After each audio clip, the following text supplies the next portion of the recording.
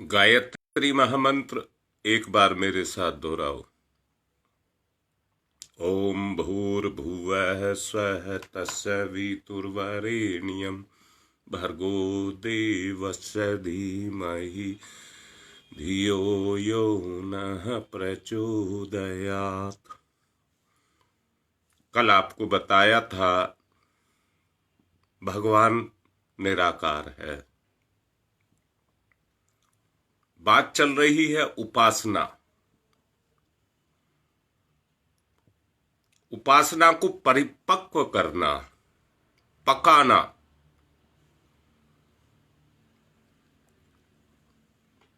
पकाने से बात चली थी फीलिंग को, एहसास को मजबूत करना।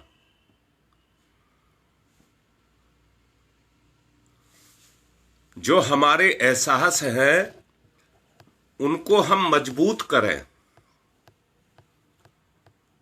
दोबारा से कहता हूं, कोई भी चीज अगर हमारे अंदर गति करती है तो उसके प्रति हमारी इच्छा उभरती है, स्वाद उभरता है, सुख उभरता है। तब हम उसे लेने की, भोगने की बात सोचते हैं।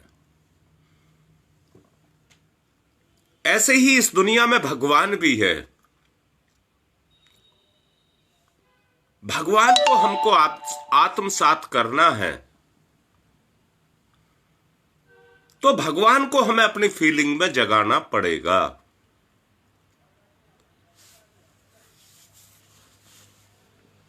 और फीलिंग में जगाने का मतलब क्या है? वो निराकार है। हम निराकार को साकार करने के माध्यम हैं। हम निराकार को साकार करने के माध्यम हैं। जब आप उसको महसूस करेंगे तो वो आपके अंदर प्रकट होगा। प्रकट होगा तो निराकार से साकार रूप को धारण करेगा।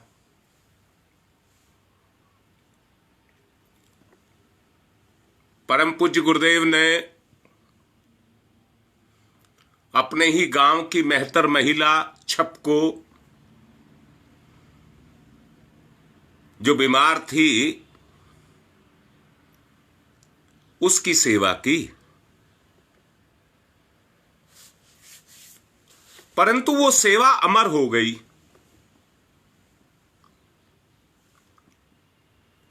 परम पूज्य गुरुदेव के जीवन काल में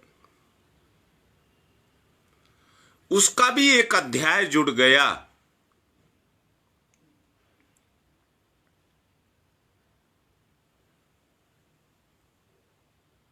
मैं भी आपको कह रहा हूं, उपासना का तीसरा चरण चल रहा है, जिसको साधना कहा है। परंतु मैं फिर से कह रहा हूं, अगर पहला चरण ही नहीं पका है तो दूसरा चरण कहां से आएगा? और दूसरा चरण नहीं पकेगा तो तीसरा कहां से आएगा?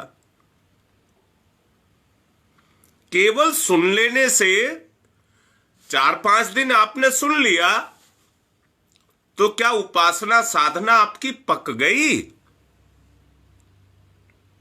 नहीं, आपका व्यवहार नहीं बनी। सुन ली, समझ ली, परंतु जब तक आचरण में नहीं उतरेगी तब तक उसका लाभ आपको नहीं मिलेगा। अब जो बसंत पर्व से साधना की बात की जा रही है, वो एक ही बात की जा रही है, हमें अपने आचरण को मजबूत बनाना है। प्रलोभन की बात भी कह रहा हूं, क्योंकि इस दुनिया में कोई भी आदमी, मैं कहता हूं ऋषि मुनि भी अगर चले हैं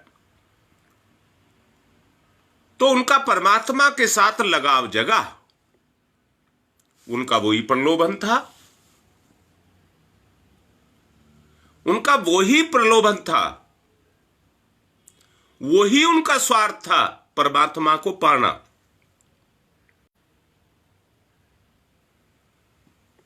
अब मैं भी आपसे यही कह रहा हूं, जब तक वो प्रलोभन हमारे अंदर नहीं जगेगा, जिस उपासना की क्रिया को हम कर रहे हैं वो क्रिया मात्र एक दिखावा बनकर के रह जाएगी।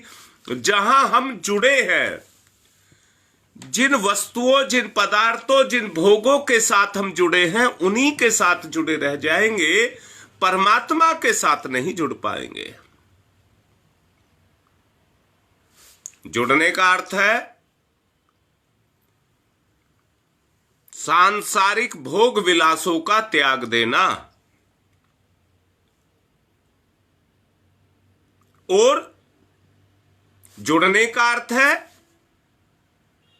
उन आत्मिक गुणों को, जो ईश्वरीय गुण हैं, उनको आत्मसात करना और आचरण में ला करके उनको साधना और साध करके उनको व्यवहार का अंग बनाना।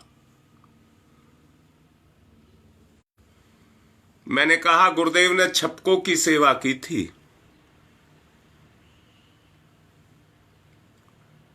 अगर आज छपको आपको मिल जाए तो उस काम को आप भी कर सकते हैं, परंतु वो काम जो आप करेंगे वो गुरुदेव बनने के लिए करेंगे। गुरुदेव ने ये किया तो मैं भी ऐसा करूं, मैं गुरुदेव बन जाऊं। गुरुदेव की परिस्थिति गुरुदेव के सामने थी और आपकी परिस्थितियां आपके सामने हैं। अगर करुणा भाव को आप जगाना चाहते हैं, रहम को जगाना चाहते हैं, दया को जगाना चाहते हैं,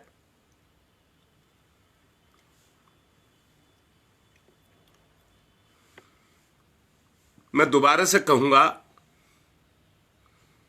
करुणा आत्मा का गुण है, दया संसार का गुण है।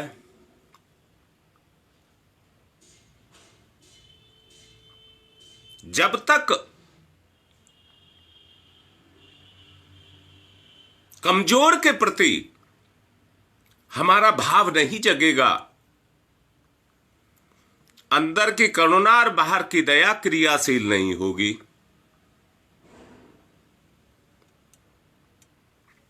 छपको मरी नहीं है, छपको आज भी जिंदा है। हां, शरीर दूसरा हो सकता है, रूप दूसरा हो सकता है, लिंग दूसरा हो सकता है। वो महिला थी, पुरुष भी हो सकता है, और पुरुष है तो महिला भी हो सकता है। दोबारा से कह रहा हूं, जैसे परम पूज्य गुरुदेव की करुणा जगी और दया में कन्वर्ट हुई, उन्होंने छपकों की सेवा की, जबकि उनका सामाजिक और पारिवारिक रूप पर बहुत विरोध हुआ।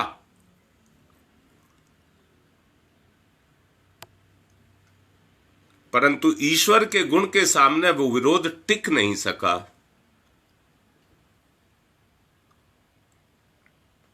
वो विरोध टिक नहीं सका। आज आप भी कुछ इस तरह का काम करते हैं तो समाज का, परिवार का विरोध आपको भी सहना पड़ेगा। तो समझ लेना, जो सह गया ये समझ लेना कि उसकी साधना पक्की हो गई।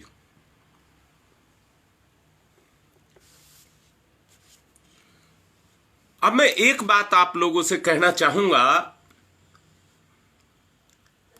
आराधना की बात चल रही थी। आराधना का मतलब है पुण्य परमार्थ, पुण्य और परमार्थ। अगर भाव ही नहीं जगा तो कर्म तो हम कर सकते हैं, पुण्य का कर्म तो हम कर सकते हैं, परंतु भावना का सम्मिलन ना होने के कारण कर्म रूखा रह जाएगा। भावना की ताकत उसके अंदर नहीं आएगी। और मैंने अभी आपसे कहा,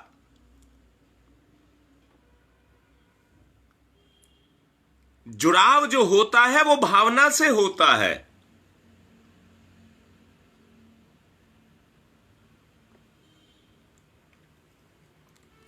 सुना है, आप लोगों ने भी सुना था, मैंने ही पिछले दिनों बताया था, स्वाति नक्षत्र में बूंद सीप में गिरती है, मोती बन जाती है। बांस में गिरती है, बंसलोचन बन जाती है। गऊ में जाती है तो गोलोचन बन जाती है।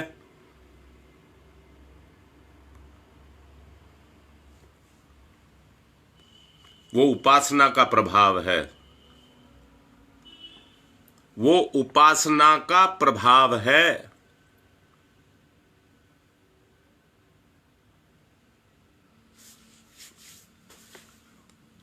जब गुण जगेंगे, क्रियाशील होंगे, तो पुण्य परमार्थ आपके जीवन में जगते चले जाएंगे। अब सोचो, पुण्य परमार्थ क्या आवश्यक नहीं है?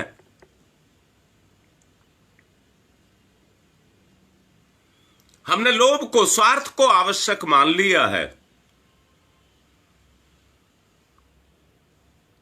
परंतु तोल करके देखो, क्या पुण्य परमार्थ आवश्यक नहीं है?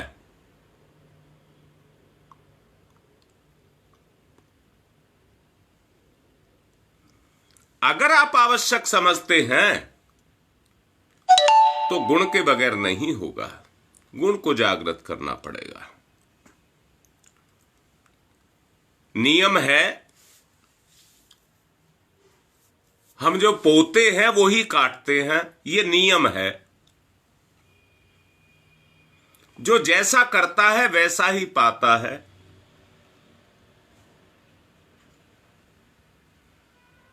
जिसकी जैसी सोच विचार होती है वो वैसा ही बन जाता है। विचार बीज है,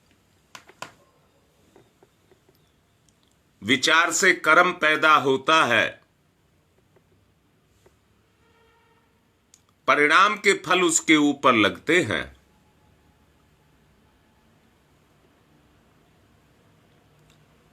संसार के साथ भलाई करना अपना भला करना है। कोई किसी के लिए नहीं, जो कर रहा है वो सब अपने लिए कर रहा है। इसलिए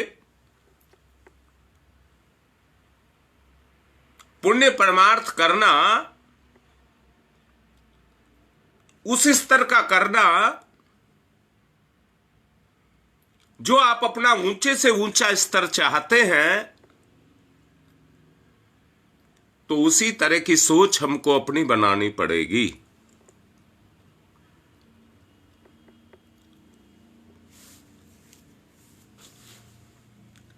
परम पूज्य गुरुदेव ने छपकों की सेवा की।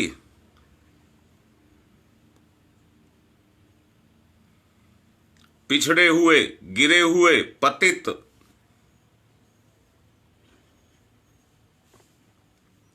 वो सदा रहे हैं और उनको उठाना हमारा धर्म है।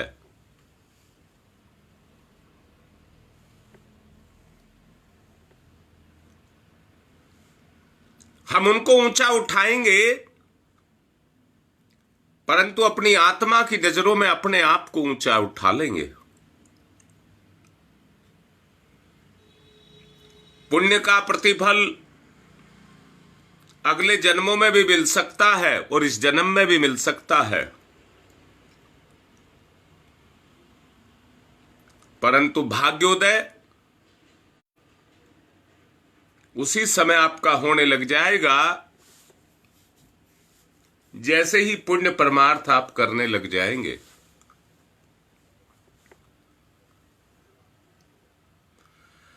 आत्मसंतोष, यश और बदले में अनेक प्रकार की उपलब्धियां आपको हस्तगत होने लग जाएंगी। ये उस पुण्य का, उस परमार्थ का परिणाम होगा।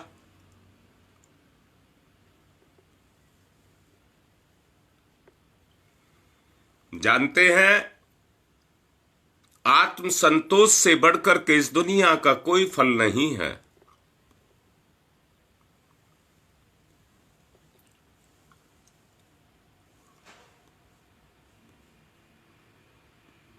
सत्परिणाम जब आपको मिलने जाएंगे तो उसमें गंवाने जैसी कोई चीज आपको दिखाई नहीं देगी, पाने जैसी चीज दिखाई देगी। बोने और काटने का जो व्यवसायगत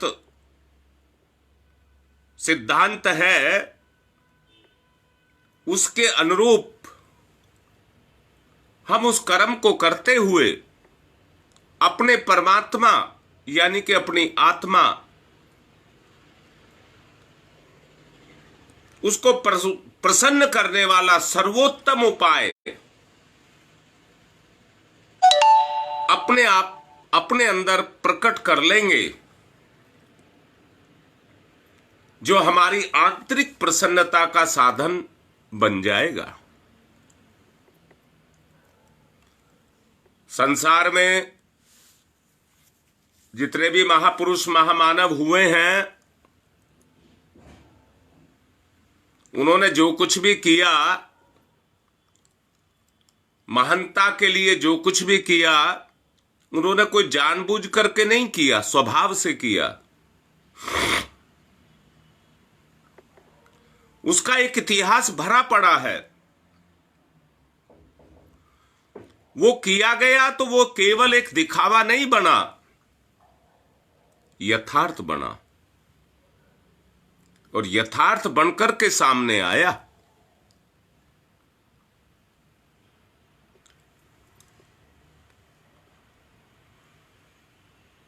उन्होंने जनता की हित की कामना पूरी करने के लिए अपनी आंतरिक सत्प्रवृत्तियों को जगाया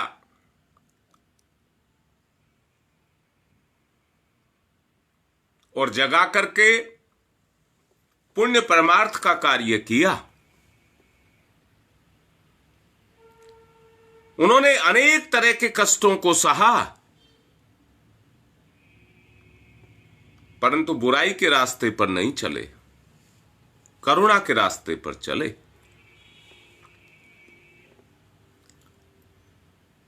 कामना से सत्प्रवृत्तियों का लक्ष्य पूरा किया, उसी में निरत रहे, सबका हित किया, खुद कष्ट सहे, त्याग किए, पर सबका भला किया। इसका प्रतिफल निरर्थक नहीं गया, बल्कि जनता ने उन्हें सर आंखों पर बैठाया। ये आराधना है और संसार में उनको वो पद मिले जो संसार में किसी को नहीं मिल सकते, वो पद उनको दिए गए।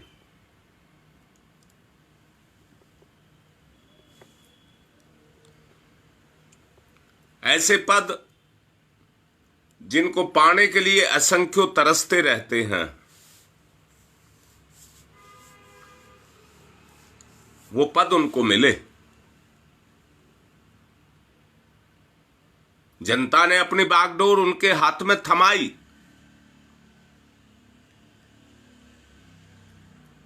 और वो उसकी पूर्ति के लिए अपने आप को लगाते और मिटाते रहे।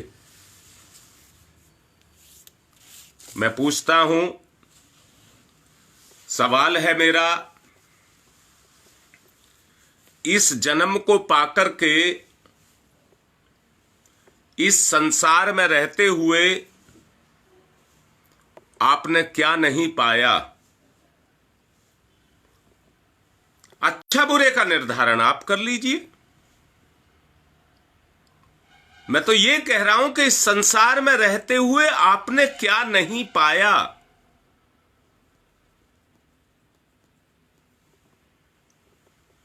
उसी तरह की प्रवृत्तियां, उसी तरह की सोच, उसी तरह के परिणाम हमें मिलते चले गए। दोष किसी को भी दीजिए, पर सत्य को झुठला नहीं सकते। सत्य अपनी जगह स्थिर है, वो कभी नहीं बदलता, ना उसके परिणाम बदलते हैं।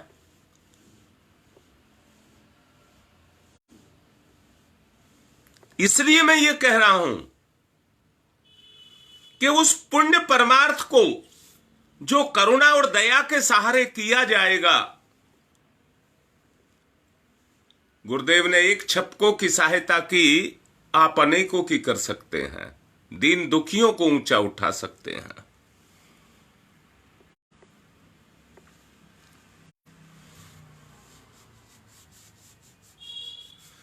बुद्धि कौशल का अनुग्रह है,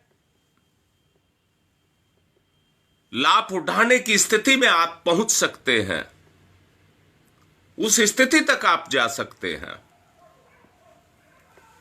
जिसमें हम आज हैं। यदि किसी का सहयोग हमको ना मिला होता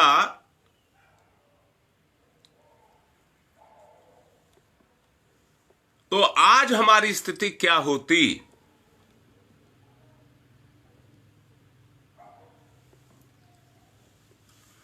हां बेटा, ये संगति का प्रभाव है जो मन पर चढ़ गया है और उधर ही हमें खींच करके लेकर के जाता है। अपनी स्थिति को बदलना पड़ेगा। भावना की कमी है, विचार में कर्कशता है, सोच में बुराई है, इसलिए यह सब क्रियाशील हो रहा है। हमें अपनी उस स्थिति को, अवस्था को बदलना पड़ेगा।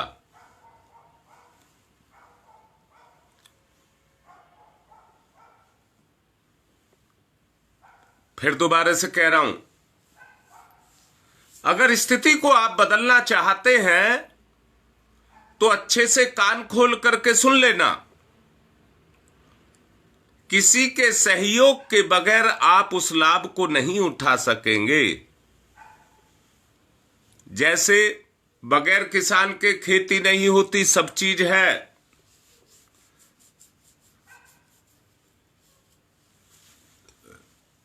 बगैर स्कूल के, बगैर मास्टर के पढ़ाई नहीं हो सकती, सब चीज है। अर्थात हर चीज का कोई बनाने वाला, करने वाला होता है, उसके बगैर नहीं चलता।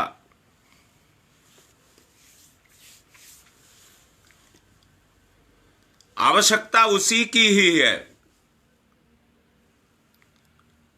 निचोड़ में कह दूं तो बगैर सहयोग के ये नहीं चलेगा। कोई तो होगा जो आपको सहयोग माने जिससे आपके विचार मिलें। दोबारा से सुनिए, आपने अच्छा काम किया, जिसने देखा, देख करके कहा, आहा इतना अच्छा काम किया, काश मुझे भी मौका मिलता तो मैं भी करता। आपने कोई अच्छा काम किया, किसी ने देखा और किसी को उसका परिणाम मिला। आप देखते नहीं क्या? आप किसी के लिए कोई भला सेवा का काम करते हैं तो वह आपका उपकार मानता है।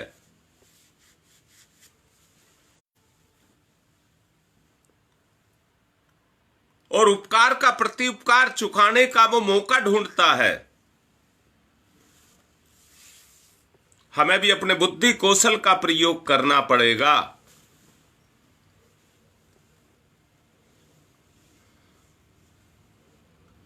अगर अगर इसका प्रयोग हम करेंगे तो हमारी प्रतिभा का जागरण होगा।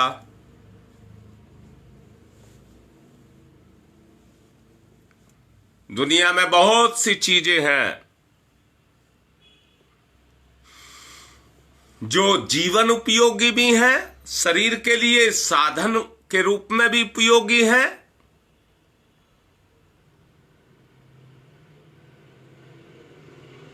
बहुत सारी चीजें इस दुनिया के अंदर हैं, कोई कमी नहीं है। परंतु जांच परख वही पाता है जिसमें वो चीज क्रियाशील होती है।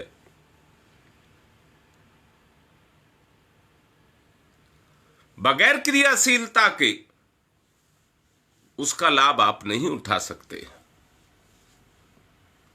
इसलिए बुद्धि कौशल के अनुग्रह के रूप में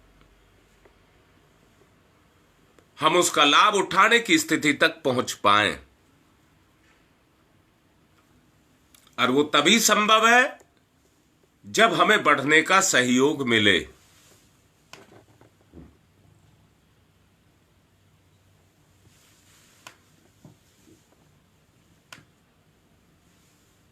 बहुत आवश्यक है।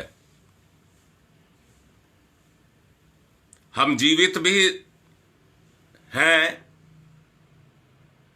और ना भी रह पाए, शरीर की बात कह रहा हूं,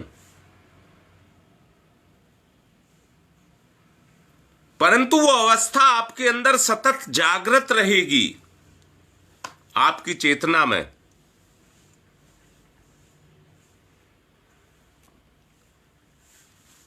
अगर जागृत रहेगी तो जिस अवस्था में आप रहेंगे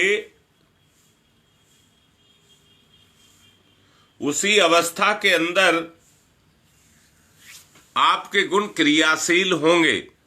शरीर छूटते रहते हैं पर मानसिक प्रभाव नहीं छूटता है, उसके अंदर उसी तरह के गुण क्रियाशील होते रहेंगे।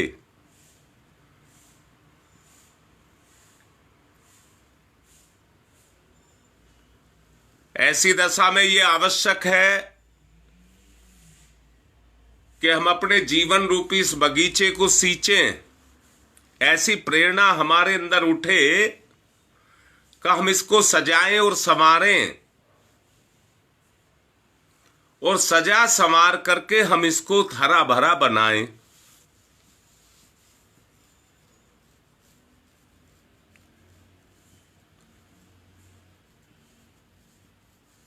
कर्म हुआ है, मैंने अभी बताया, तो उसका परिणाम भी जरूर आएगा। बगीचा लगाया है, पेड़ की जड़ें काम कर रही हैं, तो फूल और फल भी आएंगे। अगर पेड़ की जड़ें काम नहीं करेगी तो जीवन केवल लटका अटका भटका रहेगा। सत परिणाम जो मिलने चाहिए वो सत परिणाम नहीं मिल पाएंगे।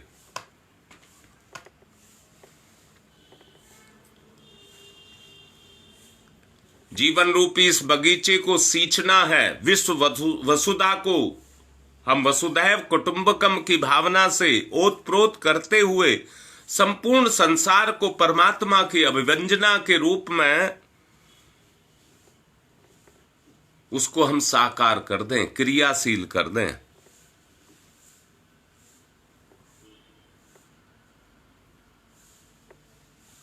इस बगीचे के जो पेड़ हैं उनकी छाया में बैठ करके जो शीतलता, शांति आपको मिलेगी, और जो फल उस पर लगेंगे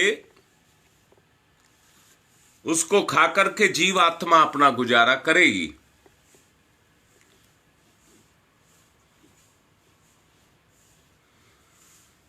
बगीचे को सींचना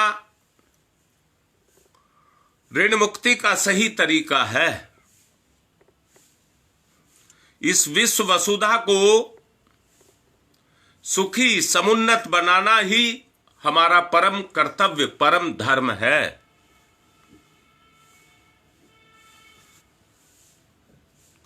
इसे बिना कोई जीवन मुक्त हो ही नहीं सकता। इसके बगैर कोई जीवन मुक्त हो ही नहीं सकता। अगर जीवन मुक्ति को पाना है तो आराधना पुण्य परमार्थ की भावना के साथ आपको करनी ही पड़ेगी। मैंने अभी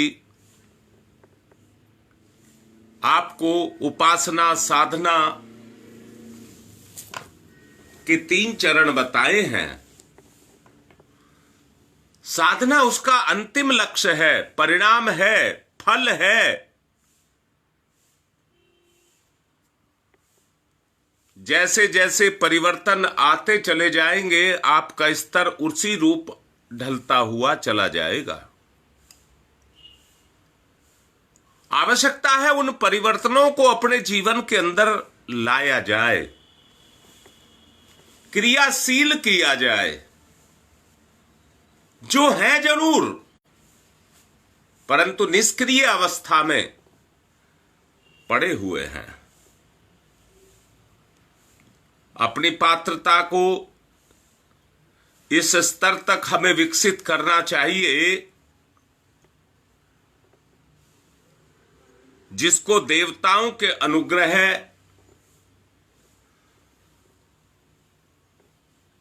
के रूप में आकाश से होने वाली पुष्प वर्षा की तरह से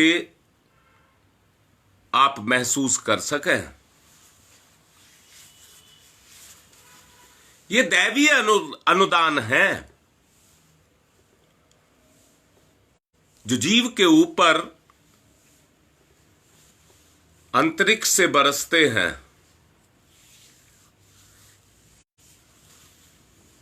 बुद्धि कौशल में से निकल करके आते हैं। उन्हीं अनुग्रहों को हमें बीनना और बटोरना है। संसार बहुत विस्तृत है, इसकी कोई सीमाएं नहीं है और इसकी आवश्यकताएं घोर आवश्यकताएं हैं। आवश्यकताएं मत कहना, घोर आवश्यकताएं हैं। हम में से हर कोई उन्हीं आवश्यकताओं की पूर्ति के लिए फंसा हुआ पड़ा हुआ है।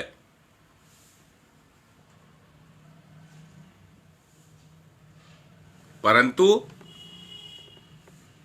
आप सोच विचार करके देखें हमारी स्थिति क्या है। अगर अपनी स्थिति का सही से मूल्यांकन करते हैं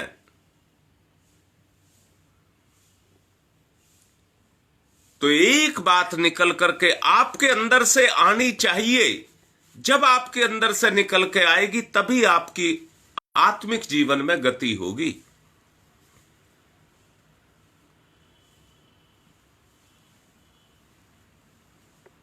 आपकी सोच में ये आ जाए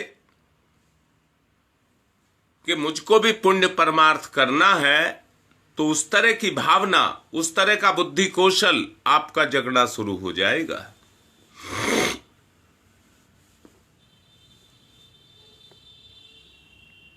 आराधना अर्थात पुण्य कौशल, पुण्य परमार्थ, ये हम में से प्रत्येक के लिए आवश्यक ही नहीं, नितांत आवश्यक है।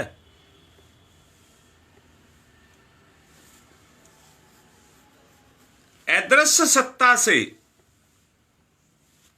जो हमारे अंदर है, छुपी है, अदृश्य सत्ता से इस गुण को क्रियाशील, जागृत और क्रियाशील करना हमारे जीवन का उद्देश्य है। कर्म के परिणाम पाप या पुण्य परमार्थ के रूप में जैसे भी होंगे, अपना प्रभाव अपने कर्म के रूप में हमारे ऊपर छोड़ते हुए चले जाएंगे।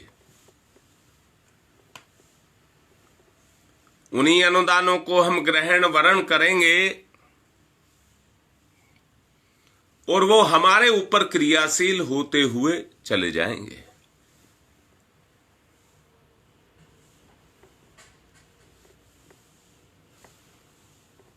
इसलिए मैं आपसे कह रहा हूं, जिसने जो कुछ भी पाया है इस संसार में करके पाया है, किसी से लेकर के उधार करके नहीं पाया है। इसलिए मैं भी आप सबसे कह रहा हूं, इस संबंध में हमारा एक सामूहिक प्रयास सक्रिय हो जाए,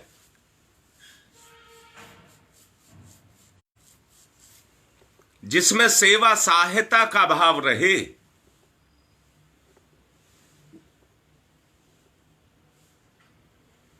अगर ये हमारा सक्रिय हो गया तो कर्म करने का मौका आपको भी मिलेगा। बस यही कहना चाहता हूं कि हम इस क्षेत्र में अपने आप को सक्रिय करें और अंदर से उन भावनाओं को अपने अंदर जागृत करें जो हमें हमारे जीवन में आगे बढ़ाती हुई लेकर के जाएं।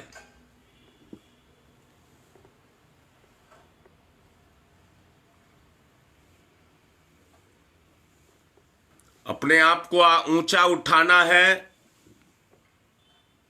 विचार के रूप में तो भावना से ही हम ऊंचा उठ सकते हैं। प्रयास करें। यही अणुव्रत हैं, छोटे छोटे व्रत लेकर के हमको चलना है।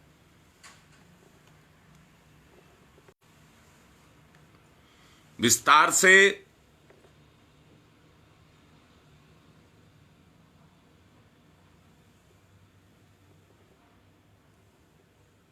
हमें अपना विस्तार करना है।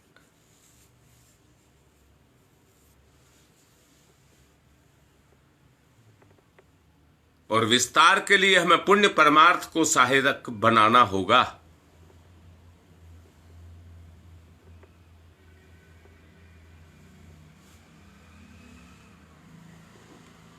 हमारे अपने ही बेटा जो हमें लिख रहा है, डॉक्टर विनय मिश्रा, आज उसका जन्मदिन है। बेटा, शरीर से तो जन्म नहीं दिया है, परंतु अपने पुण्य से तुम्हें पैदा किया है।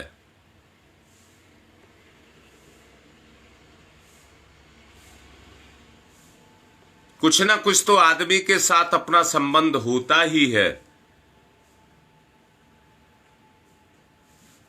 हमारा रिश्ता शरीर का नहीं, आत्मा का है, भावना का है।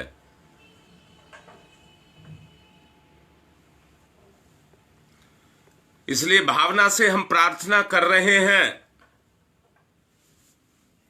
कि आप अपने जीवन में उत्तरोत्तर आगे बढ़ते हुए चले जाएं।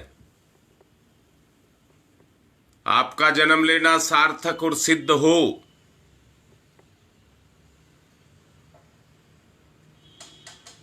यही हमारी आंतरिक कामना है। अभी जैसा मैंने कहा, अकेला जीवन को नहीं जिया जा सकता, सबको साथ लेकर के ही चलना पड़ेगा। और मैं दोबारा से कहूंगा, माँ बाप को आपने शरीर दिया होगा, परंतु हमने अपना पुण्य आपको दिया है, उससे आपको पैदा किया है और उसी से पैदा करेंगे, उसी से आपको आगे बढ़ाएंगे।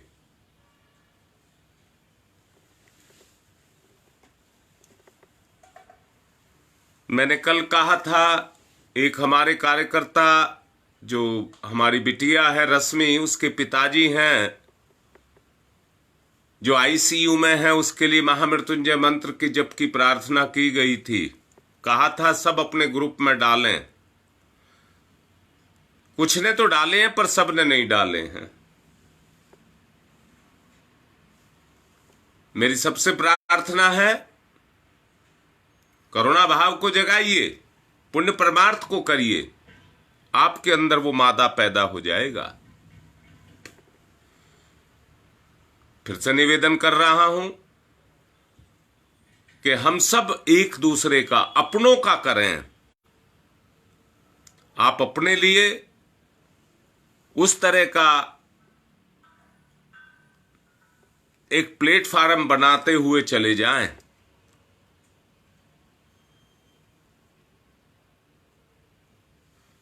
आज समय हो चुका है, इसलिए आज की बात को यहीं संपन्न कर रहे हैं। और देखिए, कल तो अच्छा आंकड़ा चला गया था, लगभग 85 तक, आज 65 तक ही गया है। कहीं ना कहीं कमी रह गई। अपने जुड़ने वालों को देखिए, कौन नहीं जुड़ा है। सबको प्रेरित करिए। पुण्य परमार्थ का कार्य बहुत आसान नहीं है, ढलान का रास्ता नहीं है। इसमें त्याग की कसौटी पर आदमी ऊंचा उठ पाता है। उस स्तर तक सबको लेकर के आए। आज की बात को यहीं विराम दे रहा हूं। ओम शांति ही शांति ही शांति ही।